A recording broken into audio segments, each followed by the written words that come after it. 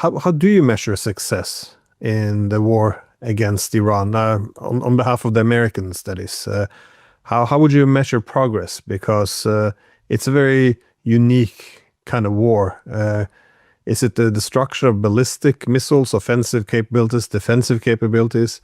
Is it removing proxies or allies, be it Lebanon, Iraq, or Yemen? How would we know if the United States would be winning the war against Iran? A couple of points. One is we're not going to win the war. We're going to lose the war. But in the process of losing the war, we have two goals that we need to achieve. And if we come out of this in reasonably good shape, we will have achieved those two goals. But it is very important to understand that Iran has won this war.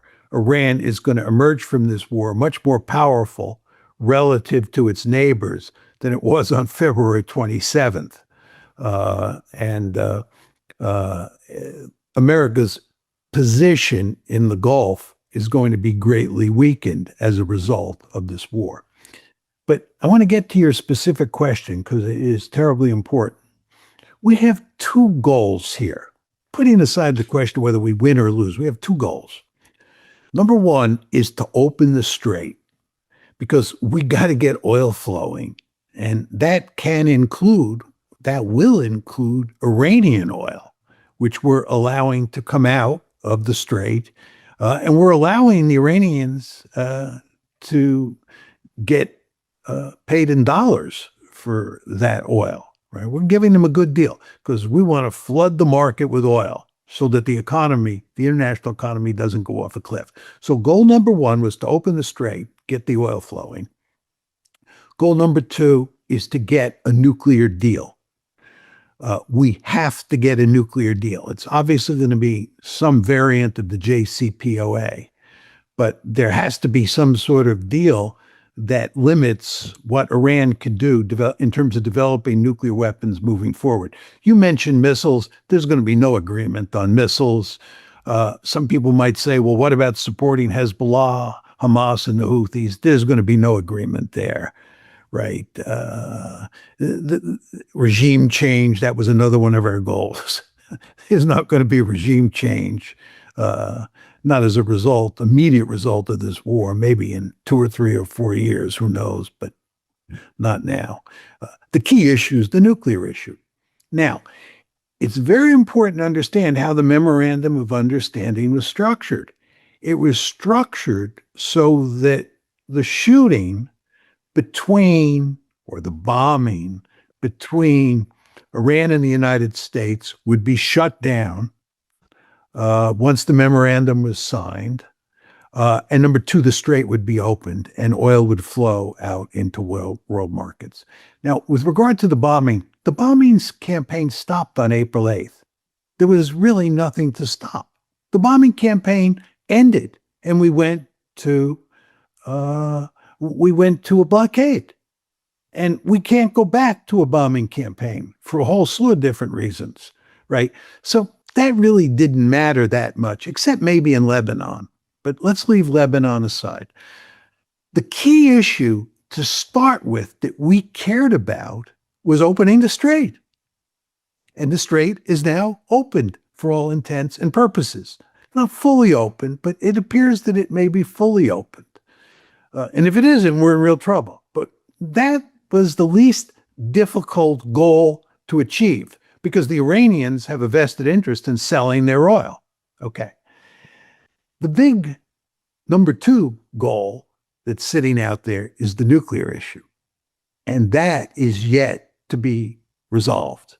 What you want to understand here is we now have to deal with the nuclear issue side by side with 4 big economic issues that would all be advantage Iran. One is reparations. 2 is the frozen assets. 3 is lifting the sanctions. And 4 is the question of the toll booth in the strait. In other words, these issues have not been resolved. Just think about it. that $300 billion fund for reparations, not settled yet. Lifting all the sanctions, not settled yet. Releasing all the frozen assets. I guess there are probably over $100 billion in frozen assets. Unfreezing all of them. And then the toll booth issue. Okay, they have to be resolved, those issues. And the nuclear issue has to be resolved, right? So we have solved the problem of opening the straits for the most part in the beginning. And now we have all those other big issues staring us in the face. And I would just say to you, if we don't get a deal, we meaning the West, and here we're talking mainly about the United States, we don't get a deal on the nuclear issue, we're going to be in real trouble. Because as you well know, the Iranians have the capability to quite easily build a bomb. And if we don't have something like a revised version of the JCPOA, what's going to stop them from building a bomb? What is it today? Well, how is the United States dealing with the massive changes in the world and its own role in this world? Along comes the Trump administration, back into the White House, January 2025. What you see is that President Trump decides to make the Western Hemisphere a high priority, and we're deeply involved in social engineering and military engagement in the Western Hemisphere. If you look at what's happening in Venezuela, if you look at what's happening with regard to Cuba, if you look at President Trump's rhetoric about the Panama Canal, about Greenland, and making Canada the 51st state, the United States is paying a lot of attention to the Western Hemisphere, which kind of befuddles me because I don't think we face any serious threats at this point in time in the Western Hemisphere. But nevertheless, we are deeply involved in doing social engineering and even maybe acquiring territory in the Western Hemisphere. You want to remember that President Trump said at the time when we captured President Maduro of Venezuela, that the United States now, or he now runs Venezuela. And that he basically viewed Venezuelan oil as American oil. It's really quite remarkable. So you can see that we're on the march in certain ways in the Western Hemisphere. With regard to the Gulf, we're now involved in a major conflict with Iran. It's really quite amazing. One can make the argument, Glenn, that we will eventually leave the Gulf. That we can no longer maintain military bases there. Our alliance structure is in tatters. That may happen. But for the time being, if you look at American grand strategy, we are up to our eyeballs in alligators in the Persian Gulf. And as I said, we're deeply involved in the Western Hemisphere.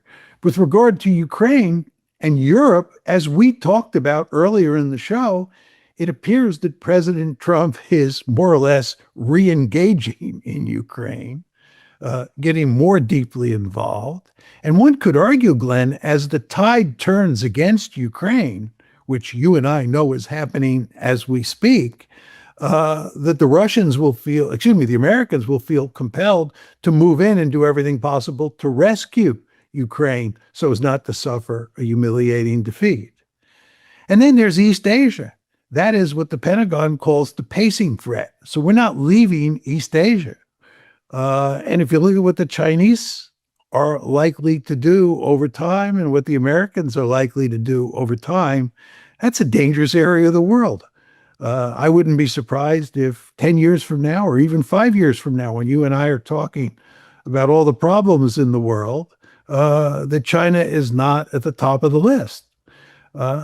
So all of this is to say that the United States, under President Trump, has a remarkably ambitious grand strategy. Think about what I said about the Western Hemisphere. Think about where we are in the Gulf. Think about where we are vis-a-vis Ukraine. And think about the pacing threat, China. We don't seem to believe in the word prioritizing. The United States still labors under the illusion that it can be everywhere and do everything all the time.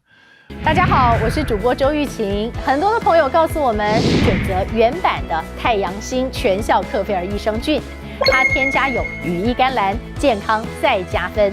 而有睡眠困扰的朋友们，赶快选择蓝色包装这一款晚安加强版，绝对是更有感。每日克菲尔，时刻美好 ，Good Feel Good。请上快点购为健康下单，而且要记得输入推荐代码，有额外的折扣优惠。太阳星全效克菲尔益生菌基础版、晚安加强版，新包装改版，内容不变，抽取更方便。要吃就吃最好的。